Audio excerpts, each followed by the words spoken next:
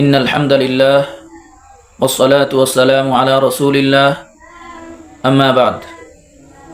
প্রিয় দর্শক শ্রোতা, আসসালামু আলাইকুম ওয়া রাহমাতুল্লাহি ওয়া বারাকাতুহু।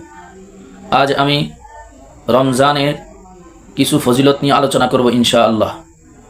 তাই যদি ভিডিওটি ভালো লাগে অবশ্যই লাইক, শেয়ার, কমেন্ট করবেন এবং এই চ্যানেলটিকে সাবস্ক্রাইব করবেন ইনশাআল্লাহ।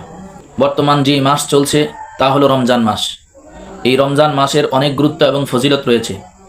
তাই যদি কোনো ব্যক্তি এই রমজান মাসে একটি নেক আমল করে তাহলে তাকে 10 গুণ থেকে নিয়ে 700 গুণ পর্যন্ত সওয়াব দেওয়া হয়। সুবহানাল্লাহ। তাই রাসূল করিম সাল্লাল্লাহু আলাইহি ওয়াসাল্লাম ইরশাদ করেছেন, কুল্লু আমাল ইবনে আদমা ইউযাফুল হাসানাতু বিআশরি আমসালিহা ইলা 700 যিফিন। ক্বালা আল্লাহু তাআলা ইল্লা আস-সাওমু ফাইন্নাহু লি ওয়া আনা আজজি বিহি।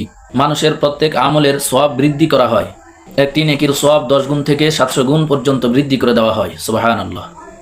আল্লাহ তাআলা বলেন, রমজানের বিষয়টি আলাদা, কেননা তা একমাত্র আমার জন্য এবং আমি নিজেই এর প্রতিদান দেব। সুবহানাল্লাহ। বান্দা তো আমার জন্য তার প্রবৃত্তি দমন করে এবং পানাহার ত্যাগ করে। সহিহ মুসলিম। রমজানের 6টি বৈশিষ্ট্য। এই বরকতওয়ালা মাসে আল্লাহ তাআলা রোজাদারদেরকে 6টি বস্তু দ্বারা সম্মানিত করেন। 1. রোজাদারের মুখের দুর্গন্ধ আল্লাহ তাআলার কাছে মৃগনাভির চাইতেও বেশি প্রিয়। সুবহানাল্লাহ। 2 নম্বর, সমুদ্রের মাছও রোজাদারের জন্য দোয়া করতে থাকে যতক্ষণ না রোজাদার ব্যক্তি ইফতার করে।